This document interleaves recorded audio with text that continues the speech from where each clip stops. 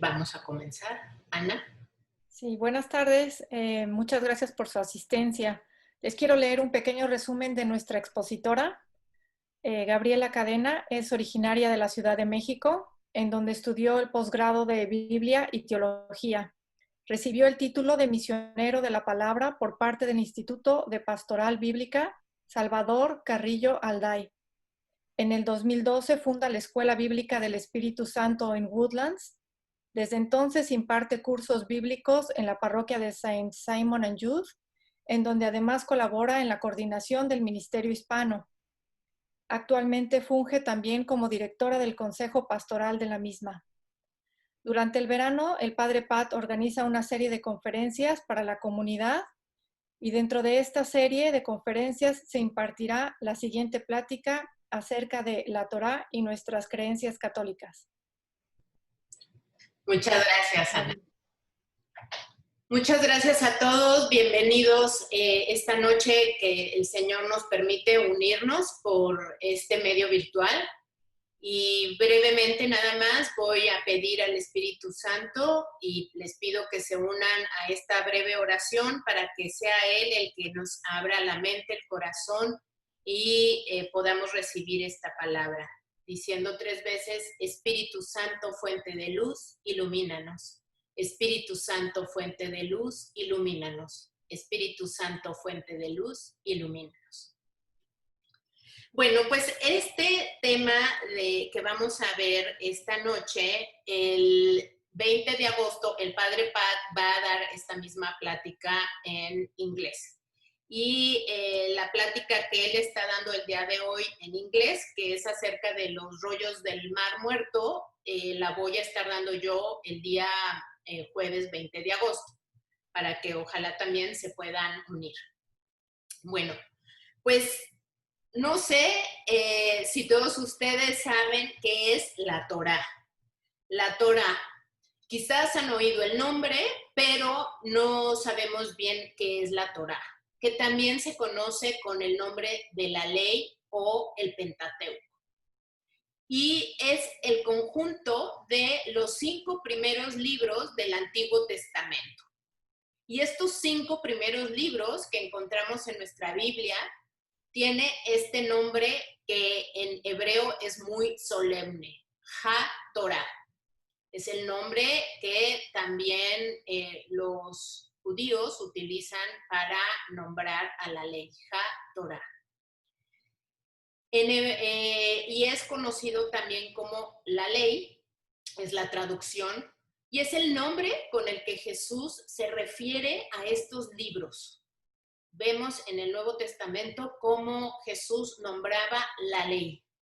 Y cuando encontramos en el Nuevo Testamento que se nombra la ley, es la referencia a estos 5 primeros libros, también conocido como la ley de Moisés. En griego es Pentateuco, penta que viene del número 5 y es el nombre más conocido que quiere decir 5 volúmenes.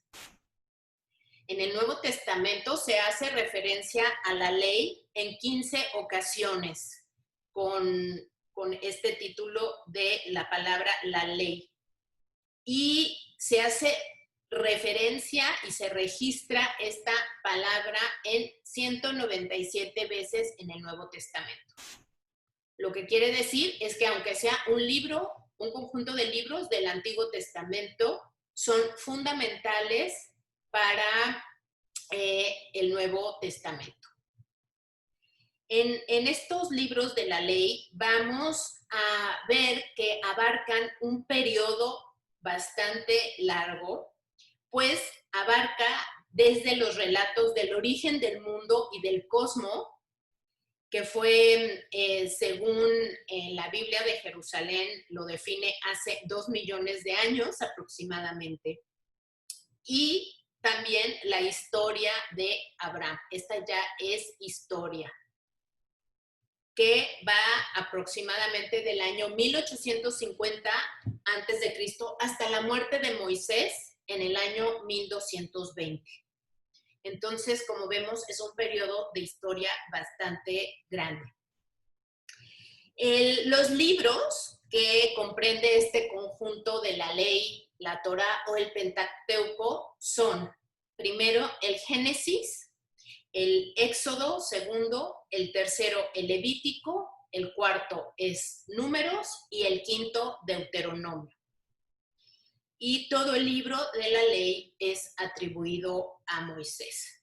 Les voy a dar una breve explicación de cada uno de los libros, aunque nuestra plática se va a centrar más en la importancia y la repercusión que tienen estos libros para nosotros los católicos en la actualidad. El libro del Génesis es un libro en donde podemos distinguir estas dos partes. Va a ser una primera parte de prehistoria, que abarca los capítulos del 1 al 11 del Génesis. ¿Y por qué le llamamos prehistoria? Le llamamos prehistoria porque no tenemos una serie de documentos que podemos decir que ya se consideran historia. La historia es a partir de que ya tenemos unos documentos que se puedan cuantificar y estos documentos van a comenzar desde la historia de Abraham, la historia del patriarca, desde el año 1850. Luego la historia de Isaac y la historia de Jacob y sus 12 hijos. Entonces, históricamente, el libro del Génesis comienza con la narración de Abraham, con el que comienza la historia patriarcal, la revelación, pero antes de ese capítulo 12, los primeros 11 capítulos están puestos a manera de prólogo dentro de este libro, en donde nos van a dar una narración teológica acerca del origen del cosmos, acerca del origen del hombre, cuál es la relación del hombre con Dios, de Dios con el hombre y del hombre con el hombre. Son sobre todo unos capítulos que traen una reflexión teológica, doctrinal muy importante para nosotros. Pero hay que tener en consideración que no son historia, y que van a estar narrados estos capítulos con un género literario que lo importante es que nosotros obtengamos de el mensaje teológico, ¿sí? Dios creador de todo lo que existe, Dios creador del hombre que puso hasta arriba de la creación y nos va a hablar de cuál es la relación de ese Dios con el hombre.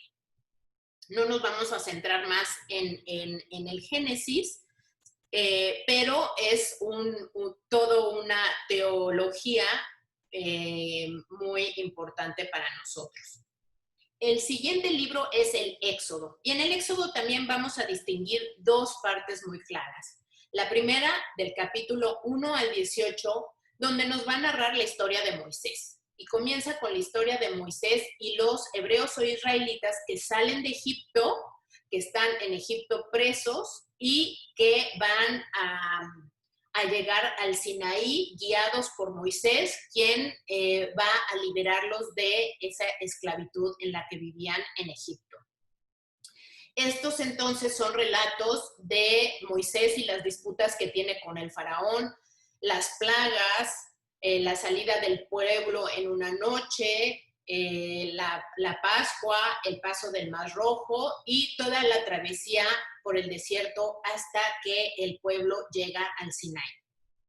A partir del capítulo 19 al capítulo 40 vamos a encontrar la narración de la celebración de la alianza que hace Dios con este pueblo que sacó de Egipto. Y a partir de entonces, cómo nace el pueblo de Israel como un pueblo elegido, escogido por Dios para ser de su propiedad y las leyes que da Dios y que se dice que él mismo escribió con su dedo para darlas a su pueblo. Por lo tanto, este es un libro muy importante que trata de la liberación del pueblo de Israel de la esclavitud de Egipto. Y es como un tipo de la liberación que Dios quiere para el hombre para vincularse con él mediante una alianza. El libro de Levítico es un libro que está dedicado totalmente al conjunto de prescripciones que habían destinadas a reglamentar el culto que el pueblo israelita rendía a Dios. Es decir, que Dios mismo dio las leyes y las normas para regular la manera en que este pueblo le iba a rendir culto y le iba a rendir sacrificios.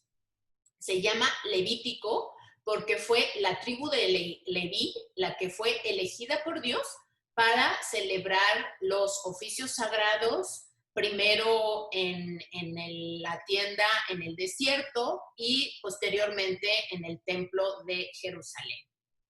Entonces vamos a encontrar que es un libro a manera de manual que trae normas para el culto, las normas para realizar los sacrificios, la lista de los sacrificios, las normas de la pureza ritual, etc. Nos van a describir los tipos de sacrificios que se ofrecían, que eran los sacrificios de acción de gracias, que es Eucaristía. Eucaristía quiere decir acción de gracias. Cuando se hace, cuando nosotros acudimos a la Eucaristía es porque es un sacrificio de acción de gracias y por eso el sacerdote lo repite en el altar, el dar las gracias. Por eso se llama Eucaristía, de ahí viene nuestra palabra. También los sacrificios de comunión, para entrar en comunión, quiere decir en unión todo el pueblo con Dios y cada persona con Dios. Y los sacrificios, por último, para obtener el perdón de los pecados. Esta fue la primera normatividad que Dios estableció en este libro de Levítico, que como ven es muy importante porque va a sentar las bases de lo que va a ser el culto y los sacrificios. El significado de los sacrificios también lo encontramos en este libro. Por ejemplo, vamos a ver que viene lo que es el holocausto. El holocausto es un sacrificio que se llama de expiación, también para perdón de los pecados, en donde la víctima era totalmente consumida por el pueblo. La oblación, una ofrenda de productos que eran vegetales, sus cosechas, digamos, y que parte de esa ofrenda era quemada y parte era reservada para los sacerdotes. Además tenemos el sacrificio de comunión, que es la unión entre el oferente, el que va a ofrecer el sacrificio, y Dios, mediante un banquete, en donde en ese banquete parte de la víctima se quemaba y parte era para los sacerdotes.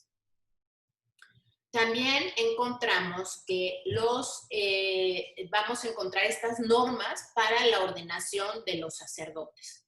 Los sacerdotes eran aquellos encargados para realizar los sacrificios. Y como les decía, fue la tribu de Leví, de la tribu de Leví, los descendientes de Aarón. Aarón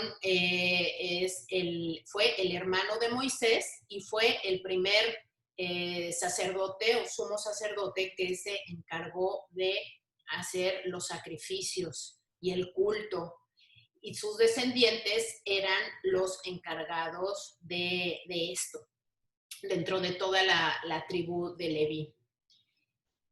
Van a tener entonces desde ese momento un rito especial para consagrar y consagrar a los sacerdotes, consagrar todo lo relacionado con el culto, y desde entonces las vestiduras sagradas iban a ser realizadas especialmente para los sacerdotes y cada uno de los elementos de las vestiduras va a tener un gran simbolismo.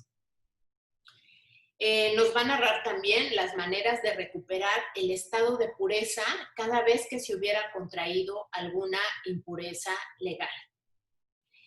Y las normas para una forma de vida cimentada en la santidad en la justicia y en el amor fraterno. Así es que este libro nos va a dar las bases del sacrificio que estuvo realizando este pueblo durante siglos hasta el año 70, cuando se destruye el templo de Jerusalén, pero ya el año 70 de nuestra era. Y el comienzo de los sacrificios fue alrededor del año 1220 antes de nuestra era.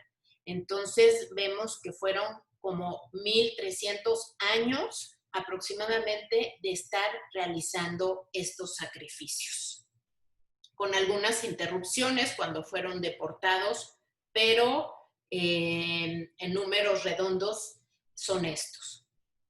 Bueno, el siguiente libro es el libro de los números.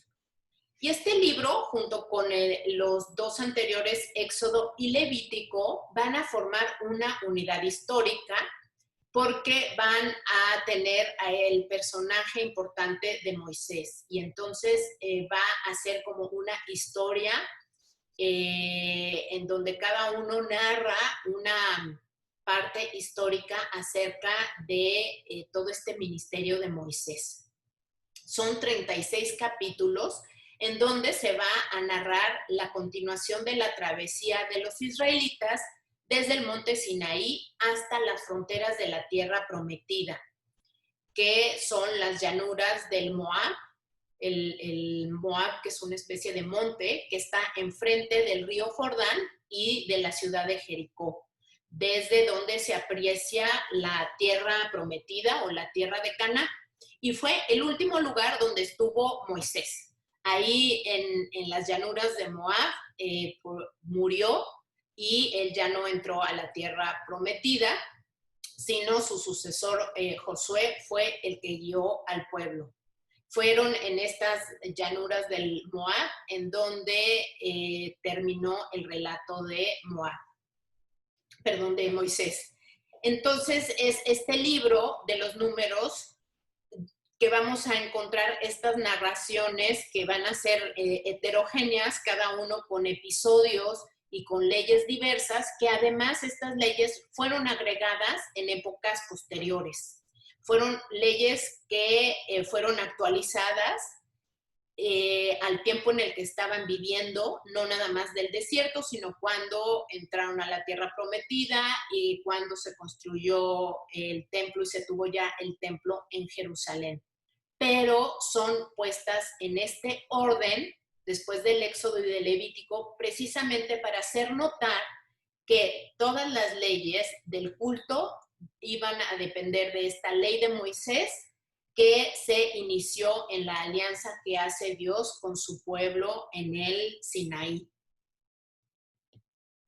Por último, tenemos el libro del Deuteronomio. Deuteronomio viene de una palabra griega que quiere decir deuteros, segundo, y nomos, ley. O sea que el Deuteronomio quiere decir segunda ley. Y es segunda ley porque se encuentran repetidas muchas leyes que se leen en Éxodo, Levítico y Números. Sin embargo, más que una repetición, es una segunda expresión, porque al leer el Deuteronomio nos da la impresión de estar leyendo otra vez toda la ley. Vamos a encontrar muchas repetidas, pero es una manera diferente de expresar esas leyes. El Deuteronomio fue inclusive uno de los textos más leídos y que más orientó la vida espiritual del pueblo de Israel durante siglos. Y por su religiosidad y su influencia es uno de los libros más grandes que podemos encontrar en nuestra Biblia. Para expresar su doctrina, el autor utilizó el género literario de discurso, poniendo a Moisés hablando al pueblo en diferentes discursos bastante largos. En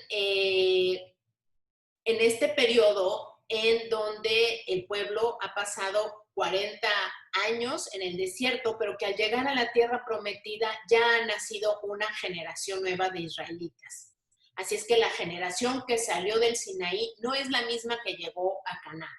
Entonces, este libro va a narrar como Moisés dando un discurso en Canaán, recordando todas las leyes, los preceptos y la historia a esta nueva generación que iba a entrar a la tierra prometida. Y les recuerda los acontecimientos importantes y les recuerda el alcance de la ley y sobre todo los exhorta siempre a permanecer fieles a Dios, que Él está siempre con su pueblo si cumplen su alianza. Y de esta manera van a poder ser felices. Entonces vamos a ver el libro del Deuteronomio dividido en 3 grandes discursos que podemos encontrar del capítulo 12 al 26, una legislación. Luego este discurso, el capítulo 27 y 28, y el tercer discurso, el capítulo 29 y 30. Es como si Moisés dejara un testimonio de lo que vivió a manera de testamento, en donde repite todo lo que había recibido de Dios. Por eso se llama segunda ley. No es porque sea otra ley, sino es la misma ley. Los últimos capítulos, que son el capítulo 31 y 34, van a estar dedicados a los últimos días de Moisés y el relato de su muerte. En este libro vamos a encontrar textos muy importantes. No les puedo nombrar todos, pero de los más importantes es el Shema Israel, que lo encontramos en el Deuteronomio 6, 4. Y quiere decir Shema Israel, escucha Israel. Y es un texto que enseña el primer deber de Israel a amar a Dios, el único y que merece un amor exclusivo. El Shema Israel se sigue repitiendo frecuentemente, los judíos lo hacen.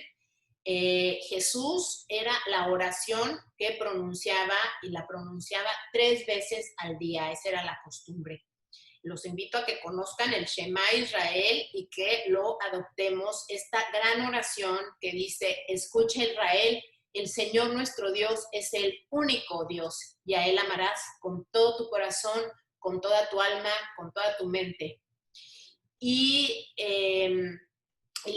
dice, continúa en la oración, que la recuerden y que siempre la traigan en su mente y en su frente, y por eso es que los judíos se ponen aquí un cuadrito que trae la oración y también se amarran unas cintas en el brazo donde trae el Shema Israel. Este otro texto del Deuteronomio importante es cuando se habla acerca del día de la asamblea por primera vez. Dice en Deuteronomio 9:10, Yahvé me dio las 2 tablas de piedra escritas por el dedo de Dios, en las que estaban todas las palabras que Yahvé os había dicho en la montaña de en medio del fuego el día de la asamblea. Asamblea en hebreo se dice kahal y en griego es eclesia. O sea, que es la primera vez que sale la palabra eclesía, que quiere decir asamblea en griego.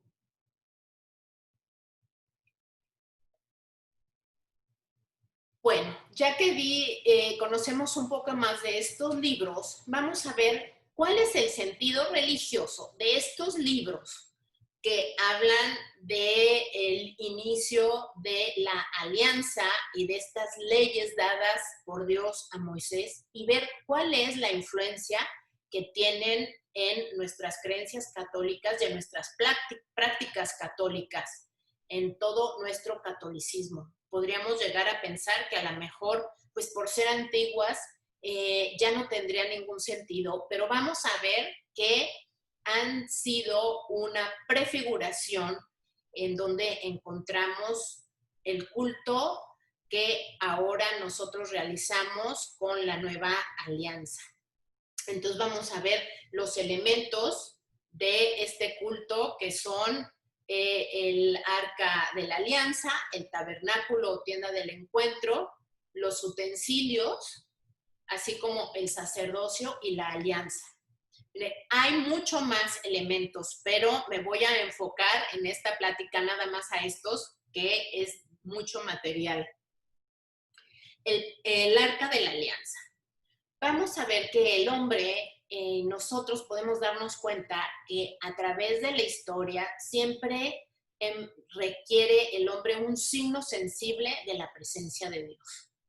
Y necesitamos estos signos sensibles porque nuestro Dios es un Dios invisible, es un Dios omnipotente, pero que el hombre, por tener sentidos y por nuestra propia naturaleza, necesitamos tener estos signos sensibles de la presencia de Dios con nosotros. El Arca de la Alianza fue este primer símbolo de la presencia de Dios en medio de su pueblo. Y se llama Arca de la Alianza o del Testimonio porque guardaba las tablas de la alianza, que también son conocidas como las tablas del testimonio. Era un cofre de madera forrada de oro en donde se guardaban las tablas de la ley de piedra, que estaban escritas en piedra, un poco del maná que recibieron en el desierto y los alimentó, y la vara de Moisés, o vara de Aarón, el hermano de Moisés, que reverdecía y con la que ellos pudieron hacer, Moisés y Aarón, muchos prodigios y milagros que ayudaron a que aumentara la fe y la creencia en que Dios habitaba en medio de ellos, que los cuidaba, que los protegía y que estaba en completa unión con ellos y que habitaba en medio de ellos. Así es que fue diseñada, Dios mandó diseñarla de manera que se pudiera transportar. El Arca de la Alianza se levantó, como les digo, se hicieron de acuerdo a unas medidas y una forma muy específica que Moisés recibió de inspiración por parte de Yahvé. Y podemos ver en esta primera símbolo de la comunicación y la presencia de Dios, que Dios da unas reglas y un diseño muy específico y muy preciso, dándose a conocer cómo Él es de perfecto en todas sus obras. Se guardaba en una tienda de campaña de pieles, que ahorita vamos a hablar acerca de ellas, y así permaneció durante todo el recorrido por el desierto, esos más de 30 años, y que acompañó al pueblo de Israel hasta que llegaron a asentarse a la tierra prometida. Así siguió en tiendas de campaña hasta que en épocas de Salomón se construyó el Templo de Jerusalén. Esto fue alrededor del año 959 antes de nuestra era y se colocó ya adentro de ese templo. Estaba diseñada de manera que se pudiera transportar, como les decía, porque iba a moverse y iba a estar al frente cada vez que el pueblo cambiaba y avanzaba del lugar. Incluso muchas veces era llevado a la guerra y a acompañarlos cuando se asentaban en algún lugar en medio de ellos. Pero, como les decía, este era el símbolo sensible de la presencia de Dios en medio del pueblo.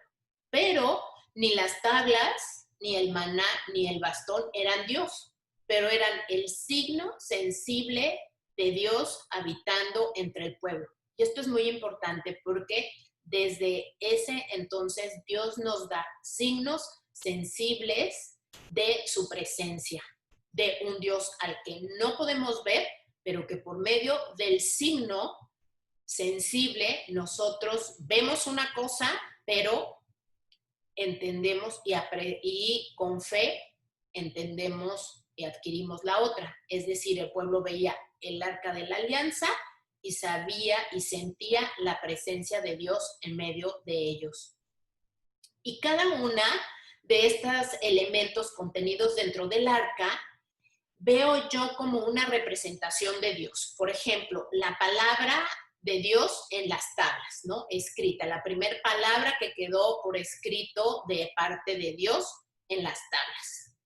Luego, el alimento, el maná, ese pan que alimentó física y espiritualmente al pueblo en su travesía por el desierto.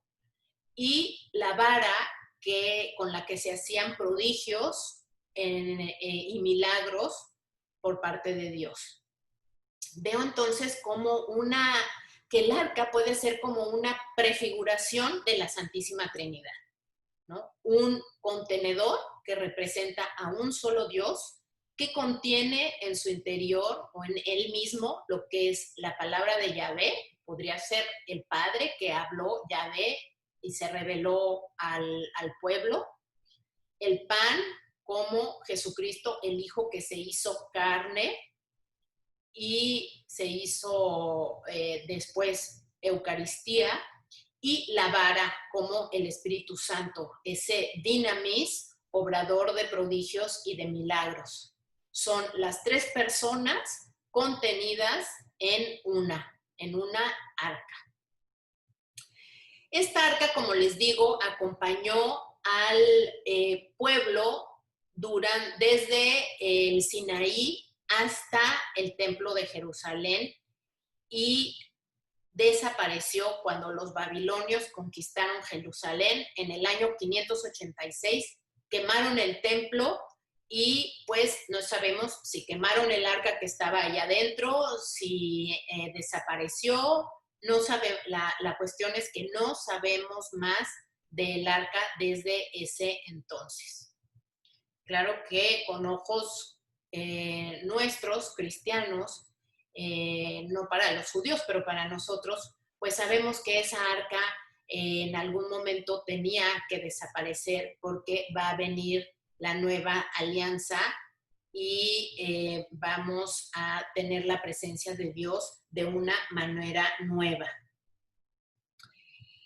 Hay unos textos bien importantes acerca de esta arca de la alianza. Por ejemplo, cuando Jesús estaba en la cruz, si recuerdan, nos relata el Evangelio de Mateo. Dice, Jesús dio otra vez un fuerte grito y murió. En aquel momento, el velo del templo se rasgó en dos, de arriba a abajo. Sucede que en donde estaba guardada el arca, que era el tabernáculo, había dos cortinas o velos que cubrían el lugar donde se encontraba guardada el arca, hecha pues en ese entonces de telas y de pieles. Pero lo que pasaba es que nadie podía entrar a donde estaba el arca. Solamente el sumo sacerdote una vez al año, o sea, el día del Yom Kippur, podía entrar a el lugar donde se encontraba el arca. Y estaba cubierta por ese velo. Entonces, al morir Jesús, el velo que tapaba en el templo de Jerusalén el acceso al lugar del Santísimo, donde se encontraba el arca de la alianza, se rasgó. Nos dicen las escrituras que el velo se rasgó. Lo que se ha interpretado como este símbolo sensible de que a partir de entonces el acceso a Dios iba a estar libre para todos, no limitado al sumo sacerdote, no limitado a una sola persona, sino a toda la humanidad. Y esto fue alcanzado gracias a la muerte de Cristo, quien nos permitió el acceso de todos a Él. Ahora les voy a hablar del tabernáculo, que era el lugar donde, como les digo, estaba el arca, pero también otros elementos. El tabernáculo es la prefiguración del templo de Jerusalén, así se la llamaba, el tabernáculo o el templo. Y nos dice el libro del Éxodo que Yahvé mandó hacer este santuario. Dice el texto literalmente, y háganme un santuario para que yo habite entre ellos. Es decir, desde este momento Dios pide un lugar para habitar en él, para estar presente de una manera misteriosa, este Dios invisible, pero este Dios vivo que puede habitar en medio de su pueblo. Pero es un Dios que no podemos ver, pero sí podemos nosotros tener estos signos sensibles que Él nos otorga para que sintamos su presencia. El tabernáculo era el nombre que se le daba al santuario por ser este lugar donde el Señor se iba a manifestar a su pueblo. Ahí es donde entraba Moisés y luego, como les digo, los sacerdotes para consultarlo, para ofrecerle sacrificio, para rendirle culto. Y este tabernáculo estaba dividido en 3 partes principales. La primera, que es el atrio, ahí lo pueden ver en la imagen, en donde, y bueno, antes de entrar al atrio había una primera cortina que en el desierto, pues esto imagínenselo hecho de puras pieles y de una manera pues bastante arcaica, aunque muy bien hecha, y ya después esta fue una construcción sólida en épocas de Salomón, pero fue igual, con esta misma disposición, en donde estaba primero el atrio, con lo primero, el altar de la ofrenda o del holocausto, y luego un lavacro o palangana de bronce. A este lugar no podían entrar más que los que estuvieran circuncidados, ¿sí? Ya no, los gentiles o los no circuncidados no podían pasar a este atrio. Luego, el lugar que se llama lugar santo, en donde había la mesa del pan de la proposición, que ahorita les voy a hablar de todos estos elementos, el candelabro de oro y el altar del incienso. Luego venía un tercer velo, o segundo velo, digamos, porque el otro era llamado como la puerta o la cortina, y los otros eran más bien velos. Entonces el de la entrada es una cortina, luego el primer velo para entrar al lugar santo y el segundo velo para llegar al lugar que nombrado el Santo de los Santos. Por eso nosotros le hicimos el Santísimo, porque nosotros en castellano así hacemos el aumentativo, ¿no? El Santo de los Santos es el Santísimo. Y ahí dentro del Santísimo es donde se encontraba el Arca de la Alianza o Arca del Pacto. Vamos a hablar de cada uno de estos elementos. El primer elemento, entonces, les voy a hablar un poco más acerca del tabernáculo, porque durante su travesía de 40 días sobre el monte, Moisés recibió todos los detalles necesarios para la construcción de este tabernáculo. Como les digo, en sus orígenes era una tienda de campaña, pero posteriormente fue sustituido por el Templo de Jerusalén y estaba dividido por estas mismas secciones. Se entraba al lugar del Santísimo una vez al año únicamente, el día del perdón o día de la expiación, conocido como Yom Kippur. Este tabernáculo era desde entonces un lugar sagrado para todos los israelitas y estaba destinado a encontrarse con el Señor. Los israelitas podían entrar al atrio, al lugar donde ellos iban y dejaban sus ofrendas, pero ya los sacerdotes solamente entraban al lugar santo y el sumo sacerdote al lugar santísimo. Por ejemplo, en el Nuevo Testamento, cuando encontramos a Zacarías, que está en el templo haciendo el culto, estaba en el lugar santo, que era sacerdote, pero no en el lugar del Santísimo. Entonces, en ese lugar santo era donde estaba Zacarías, para que lo ubiquen. Entonces, vemos cómo desde ese momento este tabernáculo o templo tenía una importancia grandísima. Sabían que era un lugar especial para tener ese encuentro con el Señor, para pedir perdón de los pecados, para realizar sacrificios. De la misma forma que para nosotros ahora lo es el templo, ese lugar donde podemos recibir todo lo necesario para alcanzar la santidad, todo lo necesario para tener un encuentro con Dios. Voy ahora a hablarles de cada uno de el mobiliario y los instrumentos que había en el tabernáculo, porque estos van a tener su reflejo en nuestros templos. Y esa es la importancia para nosotros los católicos.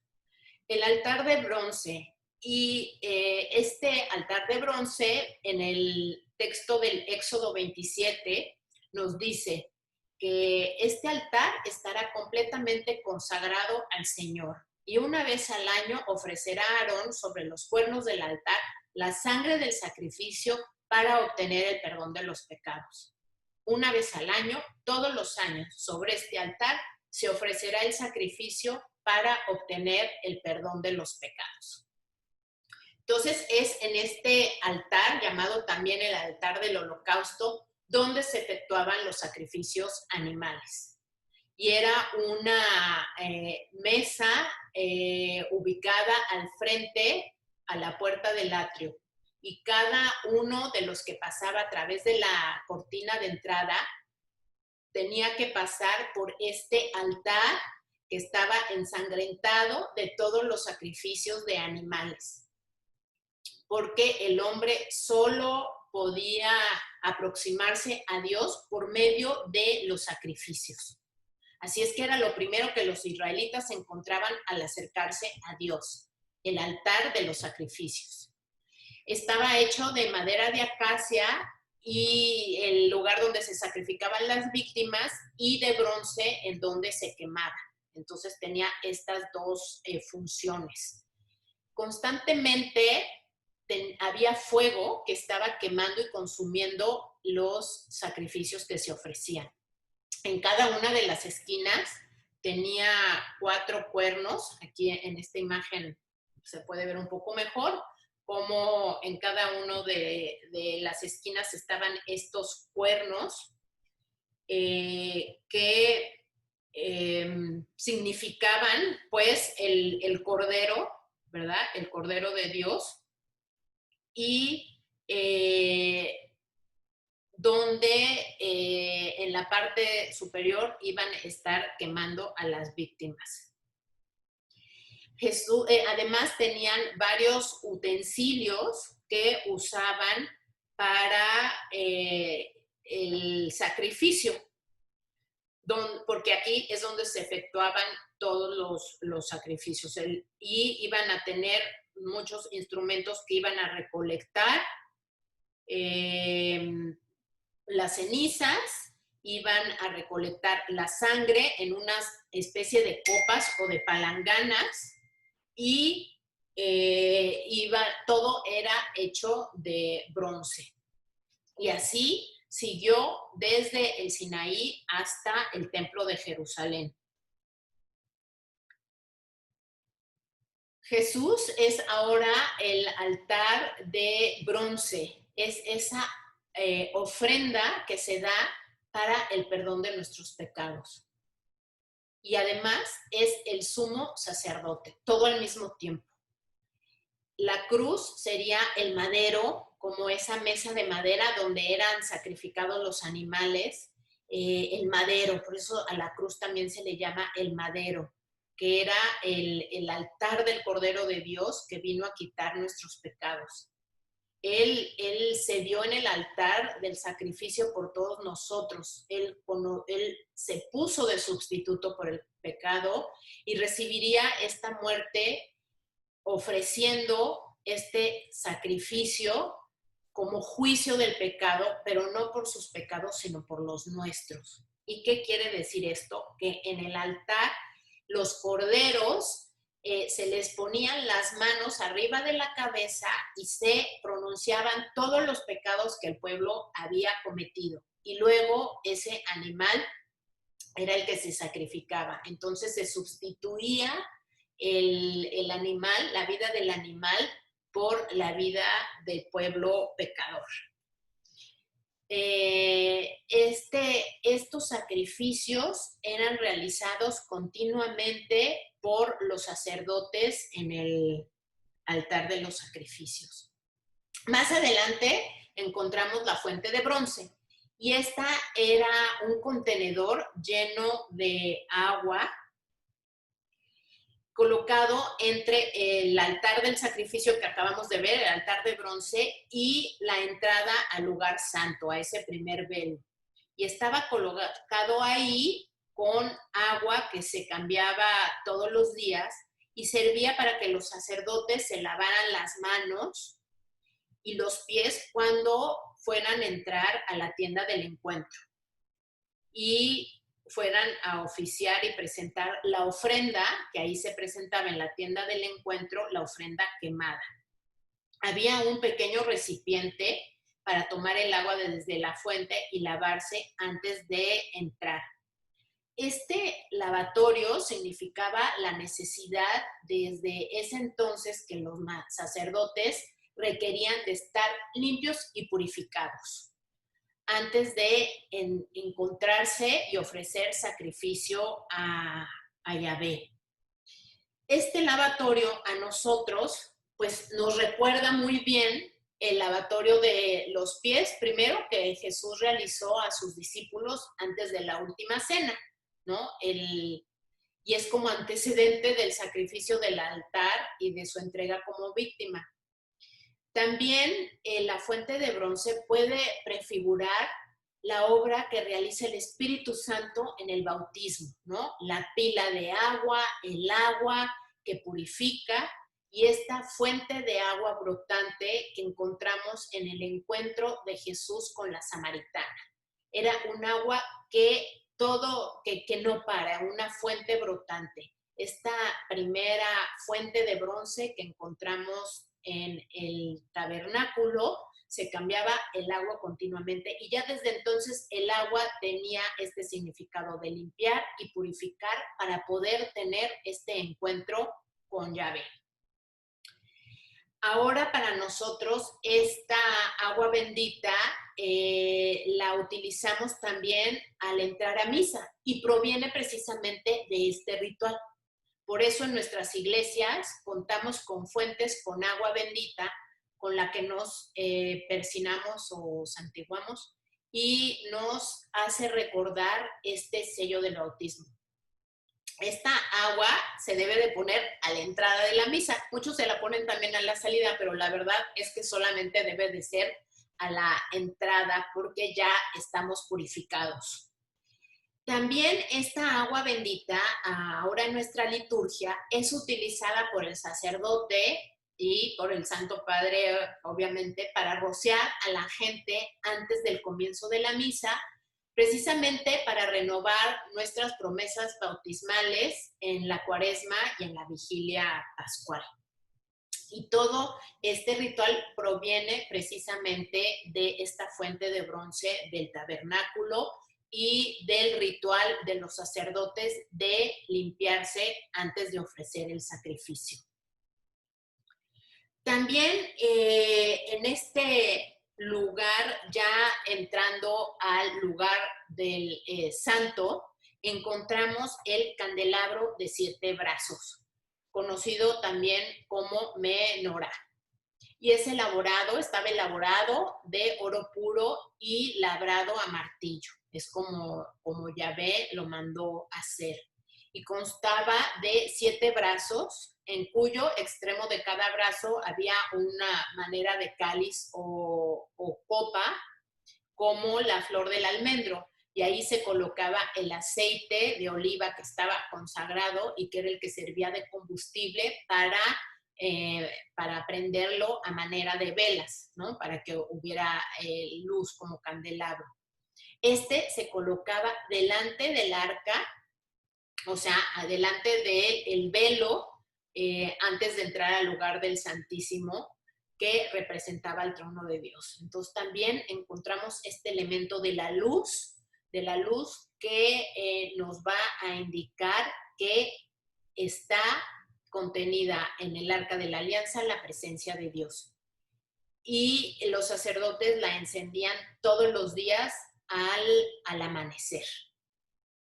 Bueno, pues para nosotros actualmente en una iglesia también tenemos el tabernáculo, que ya no tiene el Arca de la Alianza, sino que guarda el pan consagrado.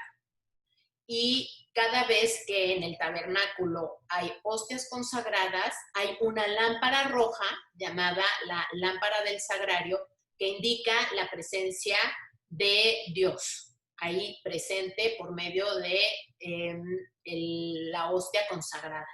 Entonces, esta misma menorá, nosotros ahora en nuestros templos la tenemos como la lámpara del sagrario.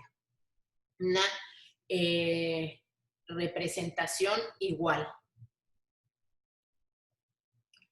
Ahí en el lugar del santo también estaba, además de el candelabro de 7 brazos, del lado derecho, la mesa para el pan.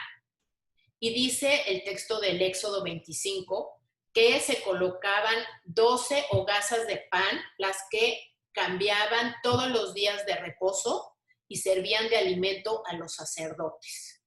Entonces, tenemos estas instrucciones del Señor que incluían una provisión de pan que se guardaban en esta mesa colocada en el lugar, no es delante del lugar del Santísimo, en el lugar santo, o sea, delante de la presencia de Dios. Y se denominaba el pan de la presencia. Eran 12 panes que se colocaban en 2 pilas, 6 de cada lado, y eran panes sin levadura que se cambiaban todos los días sábados, los Shabbat. Por eso dice el día de descanso o de reposo. Y este pan simbolizaba la comunión ininterrumpida del pueblo con Yahvé. ¿Ven qué gran simbolismo tiene también este pan para nosotros? Esa comunión interrumpida del pueblo con Yahvé. Para nosotros nos representa a Cristo, ese pan de vida que alimenta a todo su pueblo y que nos hace entrar en común unión con Él y con toda la comunidad. Tenemos después de la mesa del pan y de la menorá, en este lugar santo, el altar del incienso. Y dice el Éxodo que todas las mañanas, a la hora de preparar las lámparas, Aarón quemará incienso aromático sobre este altar y lo quemará también al atardecer, a la hora de encender las lámparas. Esto se hará en la presencia del Señor siempre, a través de los siglos. Entonces, era un altar de madera de acacia y estaba ubicado un poquito antes de donde se encontraba el velo que cubría el Arca de la Alianza. Y al quemar el incienso, hacía que el aroma llegara y inundara todo este lugar donde se encontraba el lugar del Santísimo, como un aroma agradable. El incienso que se quemaba era preparado especialmente para el templo, o sea que era un incienso puro y santo. No se podía usar para otra cosa, era consagrado para únicamente este tabernáculo.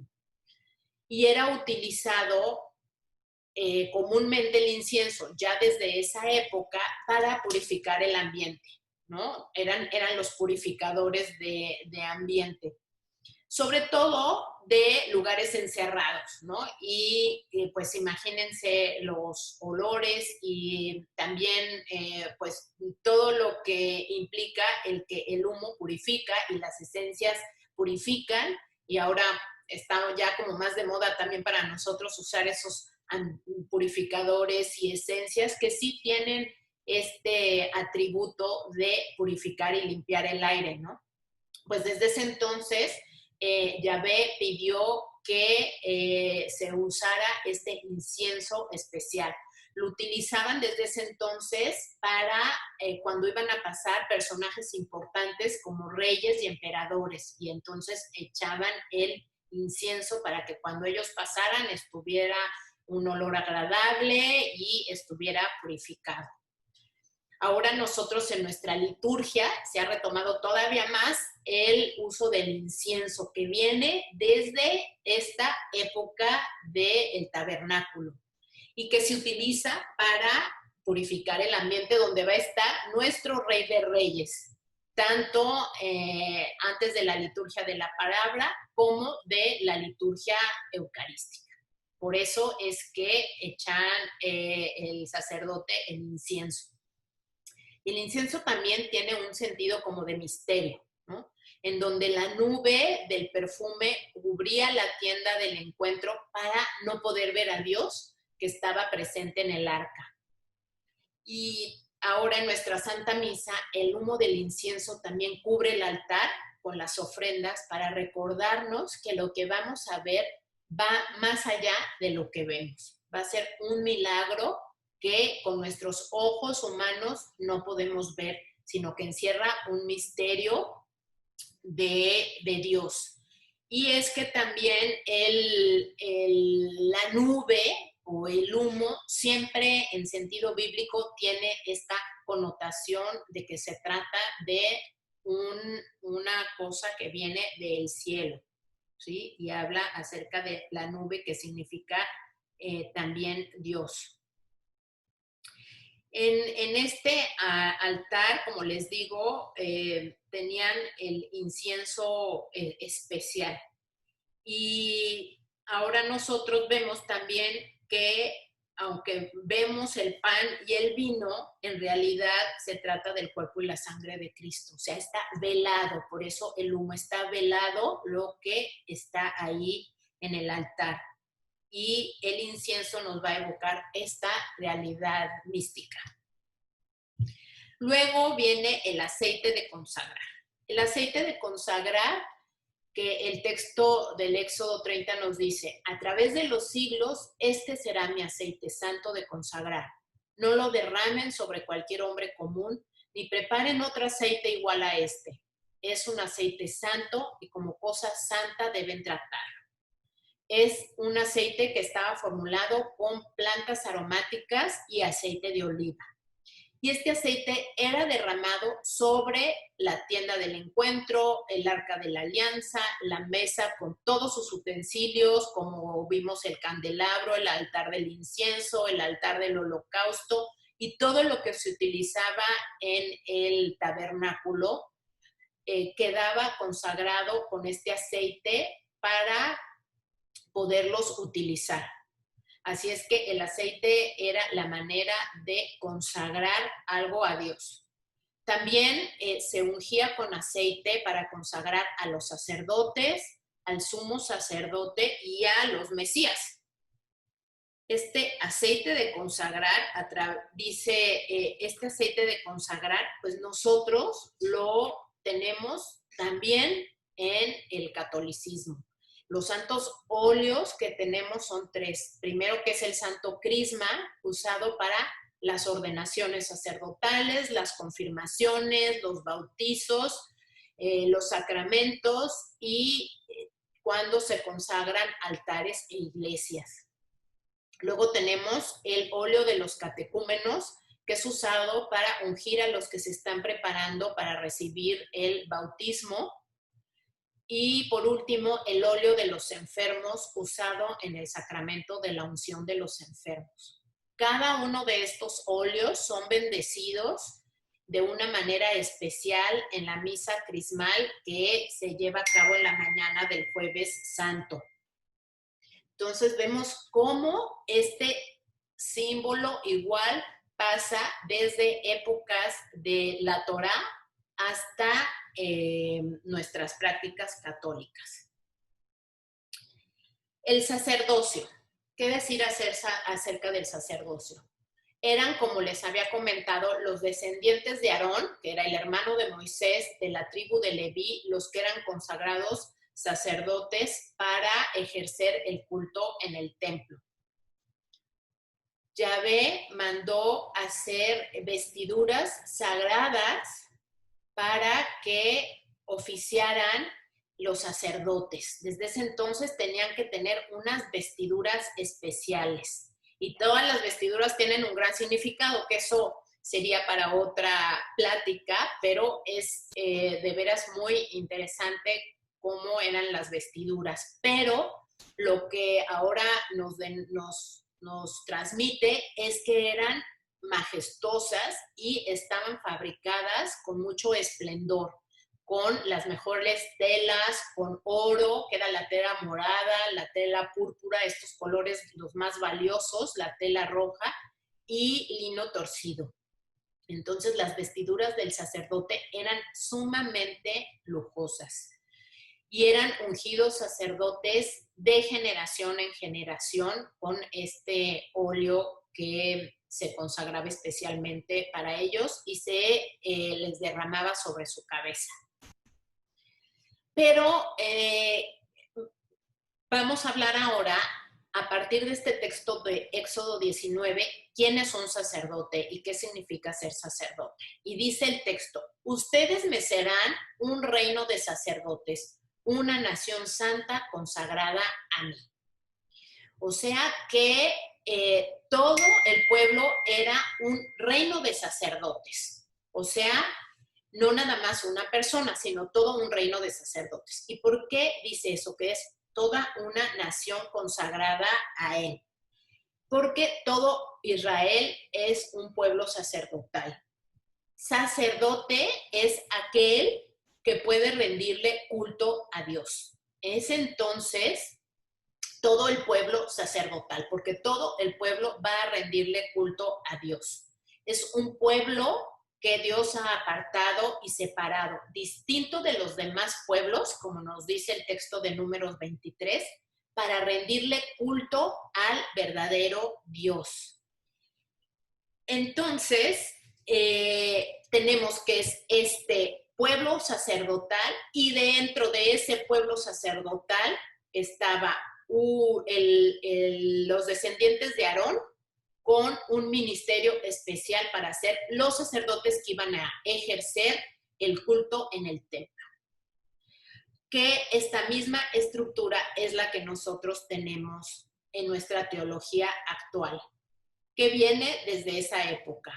Así como de entre todo el pueblo sacerdotal, y espero que me explique, Dios eligió a la familia de Aarón para, además de ser parte del pueblo sacerdotal, ejercer un ministerio sacerdotal. Entonces, este ministerio sacerdotal era el que tenía en sus funciones el realizar los sacrificios y presentárselos a Yahvé y ser este medio para estar entre el pueblo sacerdotal y Dios. Eso es lo que es el ministerio sacerdotal, pero además eran parte del pueblo sacerdotal. Y así también ahora nosotros somos el nuevo pueblo de Dios. Somos toda la iglesia, el nuevo pueblo sacerdotal. Y en el bautismo somos ungidos, sacerdotes, profetas y reyes. Es un sacerdocio bautismal el que todos nosotros tenemos. Quiere decir que por nuestro bautismo todos los laicos y todo el clero forma parte del pueblo sacerdotal. Quiere decir que le ofrece culto a Dios. Pero además de esta naturaleza adquirida por el bautismo, nos surge la necesidad de tener estas personas que van a adquirir un ministerio sacerdotal, como tenemos aquí a nuestro párroco de ejemplo. Son personas, nuestros sacerdotes actualmente, que son los mediadores del pueblo encargados de realizar el sacrificio en el altar en cada misa. Y este sacerdocio ya no viene de la familia de Aarón, ya no viene de la tribu de Leví, sino es una encomienda especial que Dios da. Ya se abrió a toda la humanidad y va a ser un ministerio muy particular, no nada más para realizar las actividades del culto y ofrecer los sacrificios, sino que para poder hacerlo, también nuestros sacerdotes van a recibir de parte de Dios una unción particular.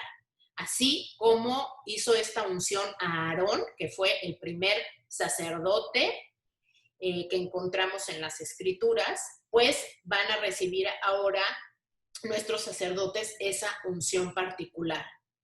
En el Nuevo Testamento no encontramos, fíjense, el nombre de sacerdote, sino presbítero. Es el nombre con el que se le define los presbíteros. Y se les derrama un óleo particular hecho con unas bendiciones especiales, que es el óleo de la unción sacerdotal.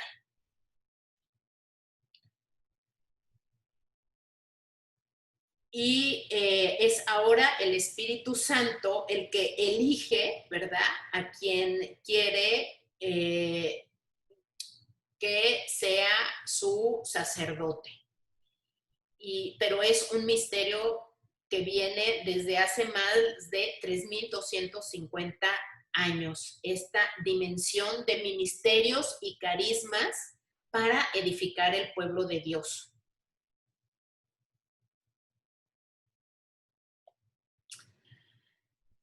Y por último, vamos a ver lo que es la alianza que nos habla la Torá y que nos llega hasta nosotros. El Génesis nos va a relatar la alianza que Yahvé hizo con Abraham y con su descendencia, que son Isaac y su hijo Jacob, y de él las 12 tribus que van a salir de Egipto, que van a irse a Egipto, donde se multiplican, y luego van a salir de Egipto y llegar al Sinaí. Así es que el libro del Éxodo es el que nos va a narrar este camino, como ya lo vimos. En el Sinaí, Dios le va a comunicar a Moisés su voluntad de hacer una alianza con ellos. O sea que la voluntad de Dios surge el nacimiento de la alianza de parte de Dios. La iniciativa viene de Yahvé. Y nos dice el texto de Éxodo 19. Ustedes han visto lo que yo hice con los egipcios y cómo los he traído a ustedes a donde yo estoy, como si vinieran sobre las alas de un águila. Así que si ustedes me obedecen en todo y cumplen mi alianza, serán mi pueblo preferido entre todos los pueblos. Ahí viene la iniciativa de Yahvé de querer hacer alianza con el pueblo. Entonces Moisés bajó y nos dice el texto de Éxodo 24 que Moisés fue y le contó al pueblo todo lo que el Señor le había dicho y ordenado. Y todos a una voz contestaron, haremos todo lo que el Señor ha ordenado. Entonces Moisés escribió lo que el Señor había dicho. Y al día siguiente, muy temprano, se levantó y construyó un altar al pie del monte y colocó 12 piedras sagradas, una por cada tribu de Israel. Luego mandó a unos jóvenes israelitas que mataran toros y los ofrecieran al Señor como holocaustos y sacrificios de reconciliación. Hasta en este momento todavía no estaba instituido el sacerdocio con la familia de Aarón, pero ya había mandado Moisés a unas personas especiales para que lo hicieran. Moisés tomó la mitad de la sangre y la echó en unos tazones, y la otra mitad la roció sobre el altar. Esto es importante, que la sangre de la víctima tocaba el altar y la mitad, y con la otra mitad roció al pueblo. Dice, después tomó el libro de la alianza, el libro o las tablas de la alianza, y se lo leyó al pueblo. Y ellos dijeron, obedeceremos, pondremos toda nuestra atención en hacer lo que el Señor ha ordenado. Entonces Moisés tomó la sangre y rociándola sobre la gente dijo, esta es la sangre que sella la alianza que el Señor ha hecho con ustedes, sobre la base de todas estas palabras. Este es el texto que encontramos de la primera alianza en el Sinaí. vamos a ver los elementos de la antigua alianza con los elementos de nuestra nueva alianza. En la antigua alianza tenemos a los contrayentes, que son, la alianza es como un contrato, un acuerdo entre dos partes. En la antigua alianza, estos contratantes están Yahvé por un lado y el pueblo por otro. El mediador es Moisés. Las cláusulas de este contrato, de esta alianza, son el decálogo, los 10 mandamientos y todos los códigos legislativos que se van a derivar y que luego se desarrollaron, que conocemos como el Código de la Alianza. Entonces, todos estos mandamientos van a ser las cláusulas para poder llevar a cabo la alianza. Es decir, por parte de Dios ofrecía que Él iba a ser su Dios, que iba a cuidar de su pueblo, que lo iba a proteger, que le iba a dar su tierra y que iba a estar siempre con ellos. La otra parte, que era lo que tenía que hacer, cumplir el decálogo, cumplir los mandamientos y las leyes del Código de la Alianza. Ya que el pueblo dijo que sí, lo hacía, entonces se llevó a cabo este rito para sellar la alianza que acabamos de leer, en donde hubo el sacrificio de la víctima y la sangre tenía que tocar las dos partes, los dos contrayentes. El altar representando a Dios y el pueblo. Entonces la sangre se rociaba en el pueblo y se rociaba sobre el altar. Se ponía también arriba de los cuernos del altar del sacrificio. Después de esto se realizaba el banquete de comunión o de acción de gracias, que ya vimos que es Eucaristía entre las dos partes. Y entonces la víctima era consumida por el pueblo, por todos los que estaban sellando la alianza, y la otra parte era ofrecida a Dios. Quedaba como símbolo de la alianza sellada con el pueblo la observancia del Shabbat. En nuestra nueva alianza tenemos a los contrayentes. Ya lo conocemos con el nombre más de Dios, pero es Yahvé y el pueblo. El mediador va a ser para nosotros el sacerdote, que va a estar además en representación de Jesús, porque Jesús es el único mediador entre Dios y los hombres. El sacerdote durante la misa está representando a Jesús, que se hace presente en el cuerpo del sacerdote. Las cláusulas van a ser estas mismas del decálogo de la Alianza del Sinaí, más las enseñanzas que Jesús nos dejó. Él aumentó sus enseñanzas y inclusive antes de ya resucitado nos dio más encomiendas para la alianza, ¿no? Que es ir a enseñar todo lo que Él nos había enseñado. ¿Cuál es nuestro rito en la nueva alianza para sellarla? El sacrificio de la víctima, que es Jesús, el Cordero de Dios, el Cordero de Pascua. Y la sangre del Cordero, la sangre de Jesucristo, toca a las dos partes. Es decir, toca a Jesús, que es Dios, lo toca a Él, que es su sangre, y toca a Jesús hombre. Entonces toca a todos aquellos hombres también que creen en Jesús. Por eso, como símbolo en la misa, la sangre de Jesús tiene un símbolo mucho más fuerte, ¿no? Lo que es la sangre.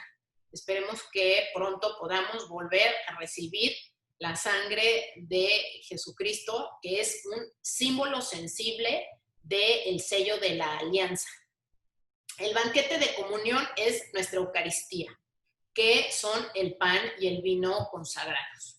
Y como símbolo de la alianza, nosotros tenemos ahora la observancia del Día del Señor, cuando acudimos a sellar esta alianza. ¿Cómo era el sacrificio de la víctima? La víctima en el Sinaí, a partir de entonces, se sacrificaba en el altar de bronce. Y la sangre era dividida, puesta en unas palanganas y rociadas por partes iguales sobre el altar. La alianza quedaba entonces establecida cuando la sangre tocaba las dos partes, tocaba a Dios y tocaba al pueblo como símbolo de que la alianza iba a mantenerse unida, siempre fiel, unida por la sangre que es la vida. ¿Cuál era el significado de este sacrificio de la víctima?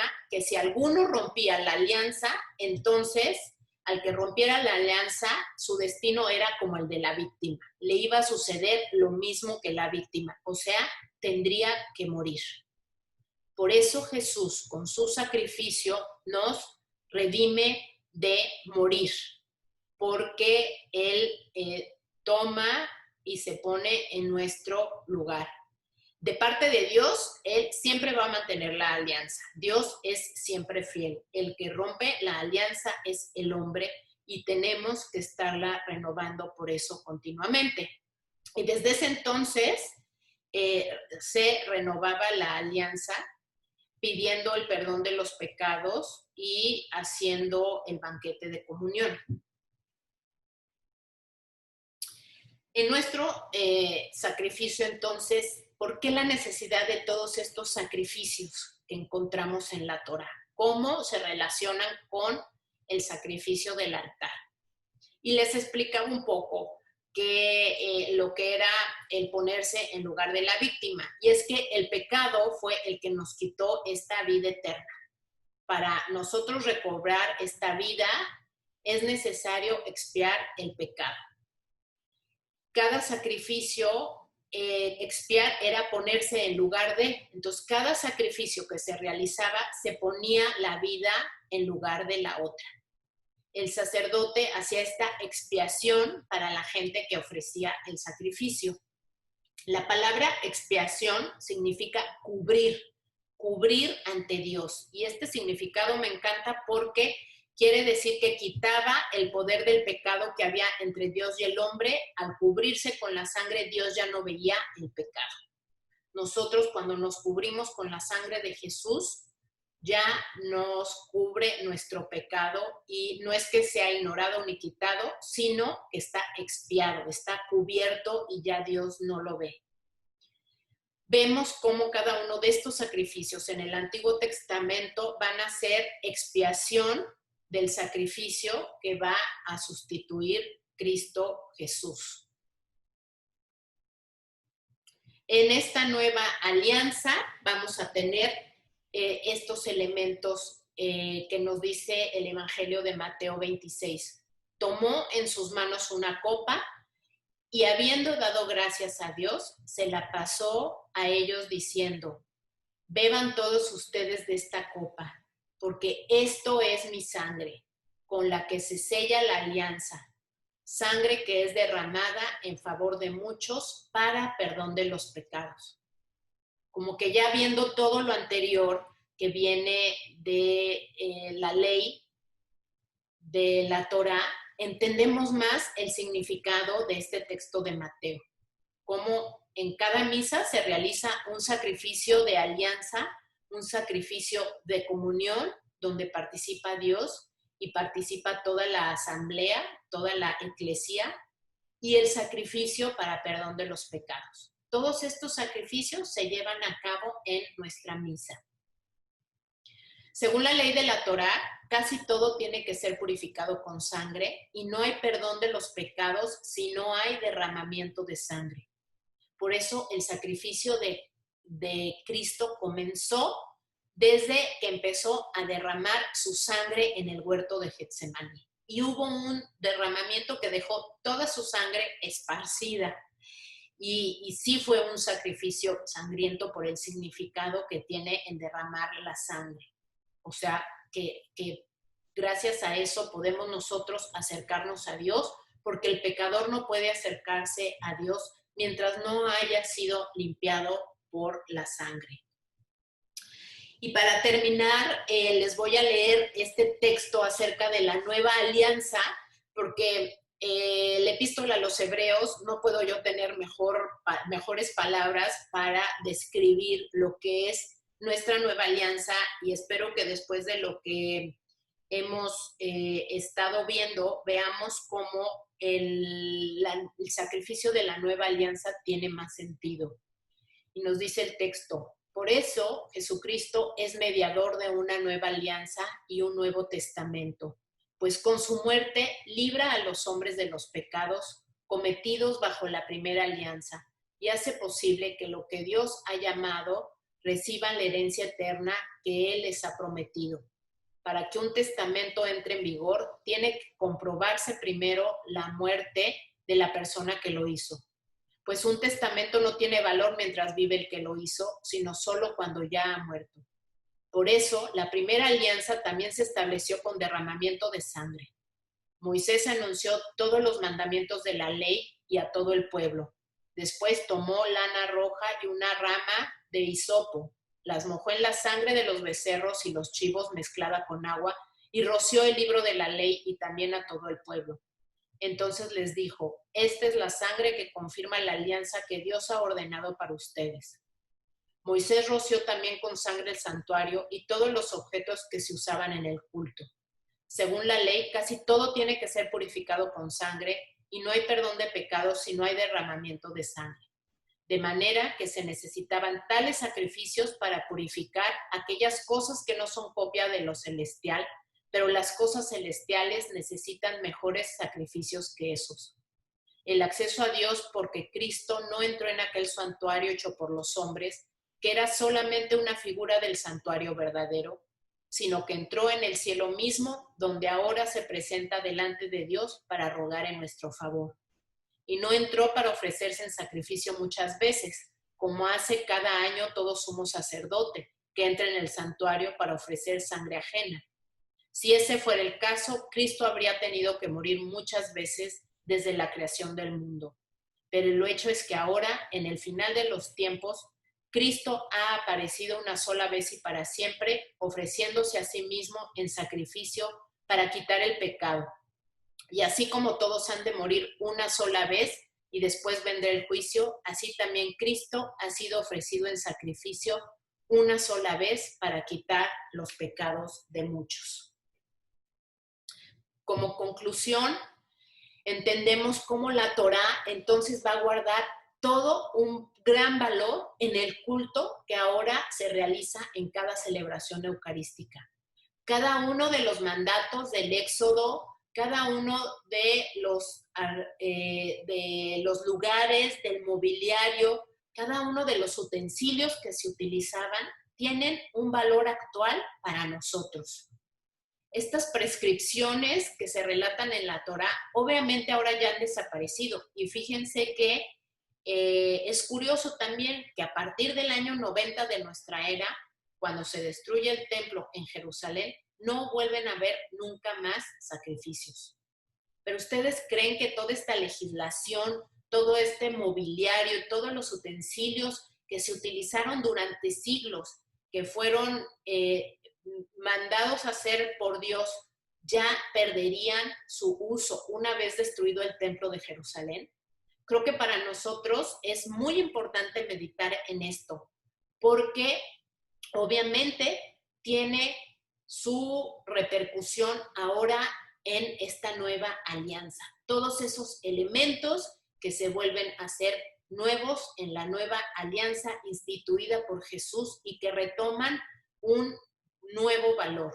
Por eso Jesús dice en el Evangelio de Mateo, manifiesta su aprecio por la Torá, pero dice, no crean ustedes que yo he venido a suprimir la ley o a abolirla, o sea, a quitar todos estos sacrificios, todo lo que marcaba la ley, todas estas costumbres. Dice, no he venido a ponerles fin, o sea que no se deberían de acabar cuando se destruyó el templo de Jerusalén, dice Jesús, sino a darles su pleno valor. Y creo que este texto deberemos de meditarlo porque no se pusieron fin a todas estas leyes que encontramos en la Torá, sino adquirieron su pleno valor con Jesucristo nuestro Señor, en donde llega la plenitud del valor del sacrificio en el templo como sacerdote, como víctima, como el verdadero Cordero de Dios, dando el verdadero culto para realizar la nueva alianza con nosotros, una alianza eterna.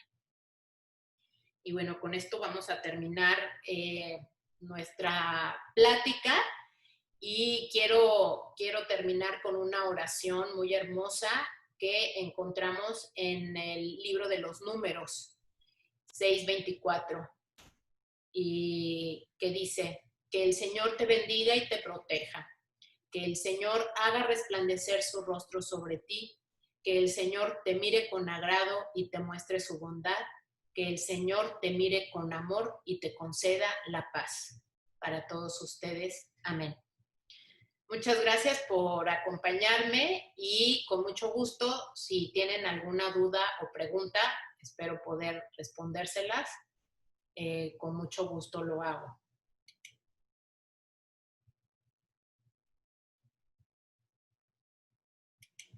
Les voy a abrir sus micrófonos si alguno quiere hacer alguna duda o pregunta.